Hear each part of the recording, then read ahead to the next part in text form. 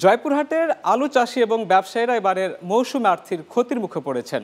ভালো দামের আশায় হিমাগারে সংরক্ষণ করা আলু এখন তাদের জন্য দুঃস্বপ্নে পরিণত হয়েছে। বাজারে আলুর দাম না বাড়া এবং ক্রেতা সংকটের কারণে হিমাগারে জমে থাকা আলু বিক্রি করতে পারছেন না অনেকেই। আর বিক্রি হলেও প্রতি বস্তা আলুতে লোকসান গুনতে হচ্ছে অন্তত 800 থেকে 900 টাকা পর্যন্ত। বিস্তারিত প্রতিবেদনে। মৌসুমের শুরুতেই বীজ আলুর বাজার ছিল সিন্ডিকেটের দখলে। আলু বীজ সংগ্রহ থেকে শুরু করে সার, শ্রমিক ও কীটনাশক সহ প্রতি বিঘা জমিতে কৃষকের খরচ 40 থেকে 50 হাজার টাকা হলেও বাজারে দাম নেই। এতে বড় ধরনের লোকসানের ঝুঁকিতে কৃষকরা। আবার গত বছরের তুলনায় এবছর হিমাগারে আলু সংরক্ষণের জন্য ভাড়া বাড়িয়েছে কর্তৃপক্ষ। এতেই বিপাকে পড়েছেন কৃষকরা। কিন্তু কর্তৃপক্ষ বলছেন, ভাড়া বৃদ্ধির বিষয়ে আগেই কৃষকদের জানানো হয়েছে। প্রতিটা বস্তায় 14 টাকা খরচ হয়েছে স্টোর সহ।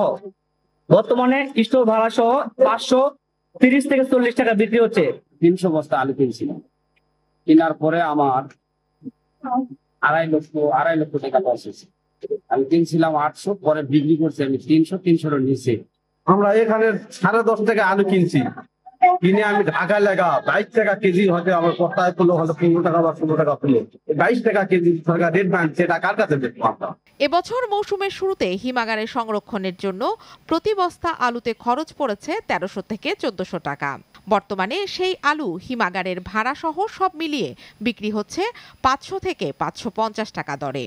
এতে প্রতি বস্তা আলু বিক্রিতে লোকসান হচ্ছে 800 থেকে 900 টাকা। এই আলু যদি কেউ 22 টাকা কিনে বাজারে যায়, কিভাবে তারা আলুটা বিক্রি করবে? নিশ্চয়তা তো নাই, যার কারণে 22 টাকা কেজি এখনো বাস্তবায়ন হয় নাই। সরকারের পক্ষ থেকে 22 টাকা দরে আলু বিক্রির কথা থাকলেও সেই দামে বিক্রি হচ্ছে না। হিমাগার কর্তৃপক্ষ বলছে, সরকারের পক্ষ থেকে আলু কেনার বিষয়ে এখন পর্যন্ত হিমাগারগুলোতে কোনো চিঠি দেওয়া হয়নি। কান্তা রায়, চ্যানেল 9।